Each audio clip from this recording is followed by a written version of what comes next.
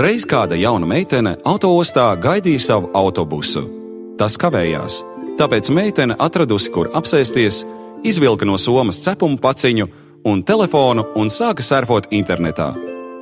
Pēc mirkļa atcerējusies par cepumiem, pastiepa roku un paņēma cepumu.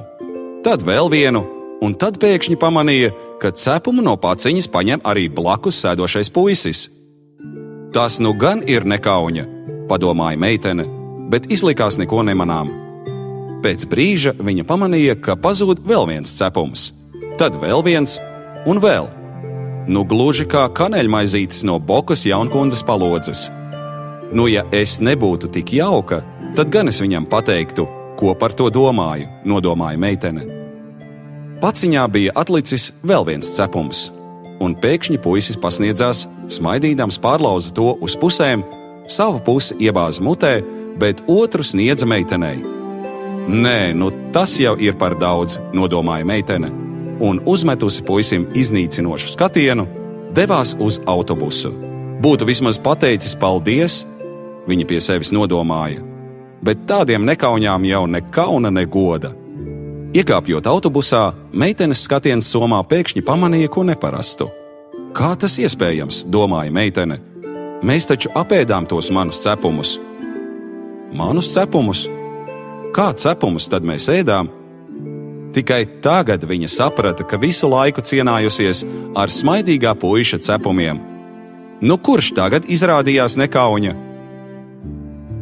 Dīvaini, bet vairumam cilvēku aizvien šķiet, ka viņiem vienmēr kāds dara pāri. Tam, protams, var būt daudz skaidrojumu, taču psiholoģijas pētījumi liecina, ka vairums cilvēku par sevi ir vienkārši pārāk augstās domās. Un ja tā godīgi ielūkojamies savā sirdī, tad jāatzīst, ka tā tiešām var būt. Mums ikvienam reizēm šķiet, ka esam mazlietiņ attapīgāki vai gudrāki, vai labāk kā citi izprotam situāciju. Mums itin labi patīk kādu aprunāt, pakritizēt, jo tas reizē netieši apliecina mūsu pašu kaut nelielu, bet tomēr pārākumu. Nevelti svētajos rakstos ir atrodama līdzība par skabargu, ko pamanām brāļa acī, un baļķi, ko nepamanām savā. Mums gan patīk iedomāties, ka šī līdzība ir par tiem citiem, par tiem liekuļiem, bet tā domājot, paši tādi kļūstam. Jo katram savs baļķis acī atrodams un ārā ņemams.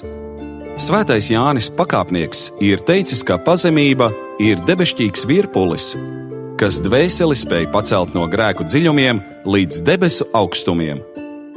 Pazemība Dieva priekšā ļauj savu baļķi atrast un atdot to Dievam, pretīm saņemot viņa mieru un mīlestības pilno piedošanu.